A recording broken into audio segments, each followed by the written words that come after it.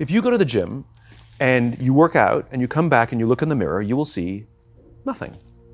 And if you go to the gym the next day and you come back and you look in the mirror, you will see nothing. So clearly there's no results, can't be measured, it must not be effective. So we quit, right? Or if you fundamentally believe that this is the right course of action and you stick with it, like in a relationship, I bought her flowers and I wished her happy birthday, and she doesn't love me. Clearly I'll give up. You know, that's not what happens. If you believe there's something there, you commit yourself to an act of service. You commit yourself to the regime, the exercise. You can screw it up. You can eat chocolate cake one day. You can skip a day or two.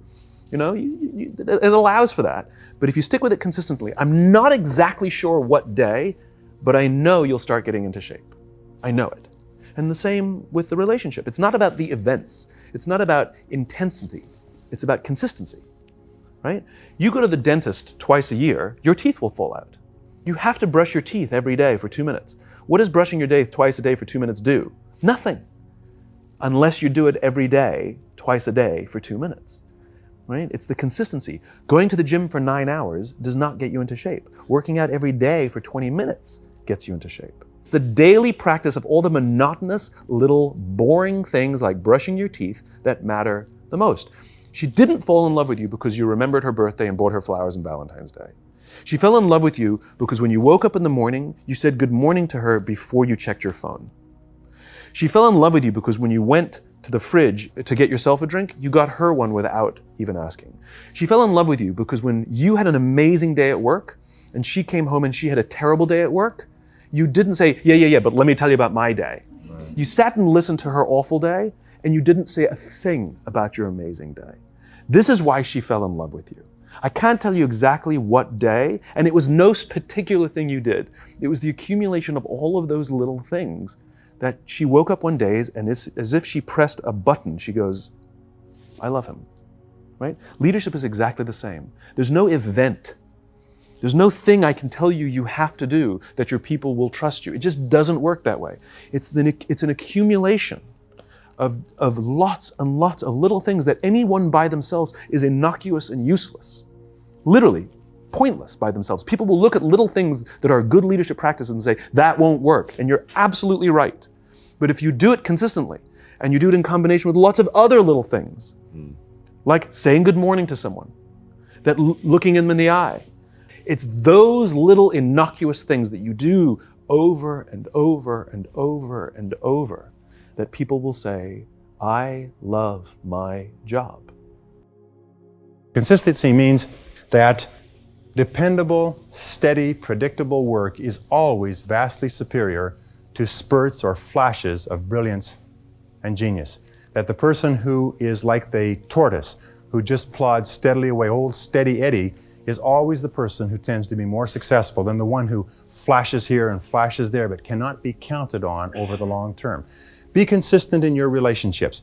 Especially be consistent with your family, be consistent with your friends, be consistent with your boss, be consistent in your work. Make it so that you are the type of person that everybody can depend upon, that people will believe in and they'll depend upon, and they know that if you say something, that you'll do it.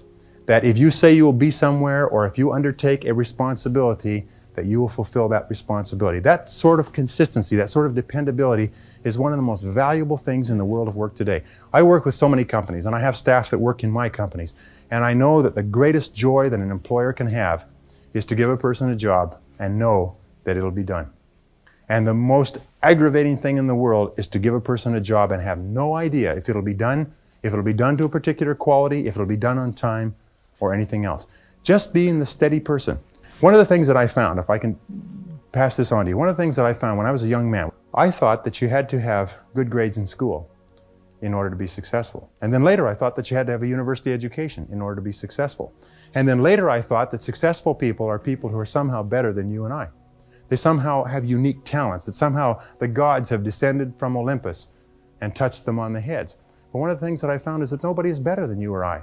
When you see men or women accomplishing great things, they're not better than you or I. They're not different from you or I. They're just doing things in a different way. You look at a person you went to school with who's now doing surgery as a doctor.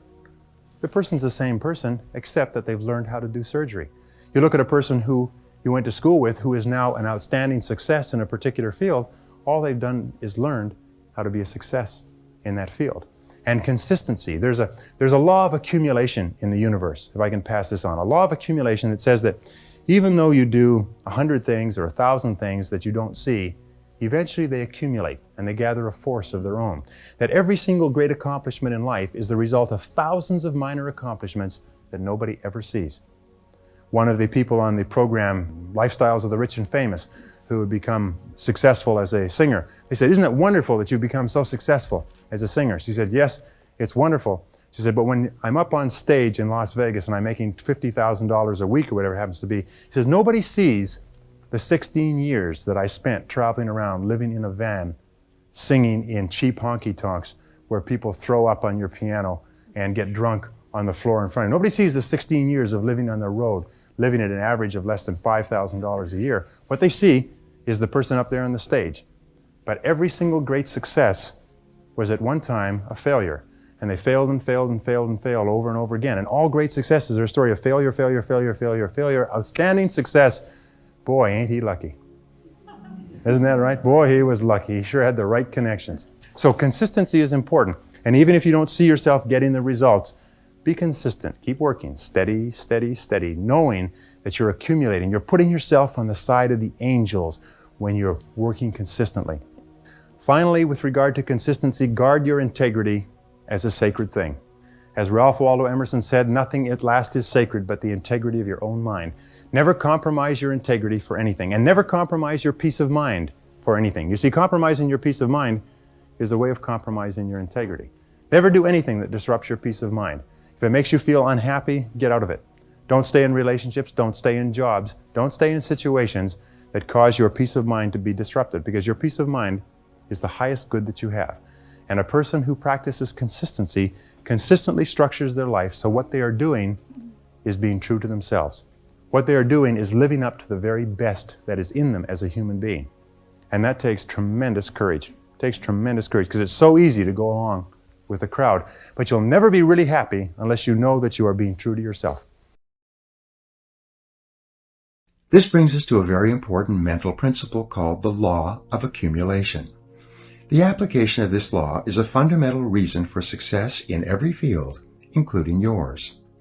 This law says that every great life or great career is an accumulation of hundreds and perhaps thousands of efforts that nobody ever sees or appreciates. Great success is the result of countless hours, maybe even months and years of preparation and hard work toward the goal of becoming very good at what you are doing. This law of accumulation says that life is very much like a balance sheet, with both credits and debits. Every time you do something positive to enhance your abilities and to improve your life, you get a credit on the credit side of your ledger. Every time you waste your time or neglect to take advantage of an opportunity to learn and grow, you get a debit on the debit side of your ledger. Here's the key. Everything counts. Everything that you do or fail to do is written down and totaled up on your balance sheet. Everything that you do or fail to do counts in some way. Nothing is neutral. Everything is either moving you toward a better life or moving you away from it. Everything counts. A successful, happy, self-confident person is an individual who has consciously and deliberately built up a lot of credits on his or her balance sheet. An unhappy, negative, or insecure person is a person who has a lot of debits on his or her balance sheet. And since the only things that count are your actions, it seems that every positive and constructive action you engage in adds up and increases your levels of self-confidence and self-esteem. Perhaps the most important corollary of the law of accumulation is what is called the law of incremental improvement. This is really the law that explains how you move from wherever you are to the top of your field. This is the law that explains all great success in America or anywhere else in the world. This law simply states that a person becomes good at his or her chosen field by improving incrementally, continuously, over a long period of time. My friend Darren Hardy has written a book entitled The Compound Effect, in which he explains how it is that everything positive you do in your life compounds and multiplies, growing with force and power over the months and years. As Einstein said, compounding is the most powerful force in the universe. The law of incremental improvement is your key to an unlimited future of success, prosperity, and self-confidence. It doesn't matter where you're starting from. All that matters is where you're going. As Theodore Roosevelt said, do what you can with what you have where you are. By applying the law of incremental improvement to yourself and your work, you can begin moving upward toward joining the great ones in your field. If you are doing what you love to do, and you are doing it with all your heart, by engaging in continuous personal and professional improvement, you can begin to move forward at such a rapid rate that it will astonish you. You've heard of the 80-20 rule, which says that 80% of the income goes to 20% of the people. Your goal, if you are not already there, should be to join the top 20% in your field. If you're in the top 20% already, your job is to get into the top 10%, and then the top 5%, and then the top 4%, and so on. Your goal should be to be the best. Your goal is to be recognized by those around you as outstanding in your field. Your goal must be to pay any price, overcome any obstacle, and make any effort necessary to become excellent in your chosen career. It's so important for you to have the discipline of consistency, the discipline of putting the units of time in, whether you're doing research and development, whether you're doing practice and operation, whether you're doing debriefing and assessment, whether you're doing implementation, whatever it is you're doing in building your dream, it's important to have the discipline to be consistent in that practice. That's important. Consistency is going to bring about results. It's going to give you great results, or it's going to give you great lessons. And either one you need. I got a key phrase for you. Life accumulates. We either accumulate the debt or the value. We either accumulate the regret or we accumulate the equity. Now, we must all suffer one of two pains. The pain of discipline or the pain of regret. And I'm suggesting discipline. Mental discipline to refine ideas. Of course it's laborious, and of course it's a push, but it's called small price to pay so that you won't have the regret later on. Regret weighs tons. Discipline weighs ounces. So if you accept the early ounces of discipline of thought to refine ideas and not just let major questions go by, what about society? What about the government? What about taxes? What about religion? What about life? What about capital? What about business? What about society? All of these major questions. What about my life and my value and my place and my future? And what about life? What about origin? What about destiny? What about opportunity? What about possibility? All of these major questions, to let them go casually by is to miss the treasures that your life could accumulate into in the coming months, the coming years. So this is called major. What we ponder and what we think about sets the course of our life. It's like the set of the sail that's taking us somewhere.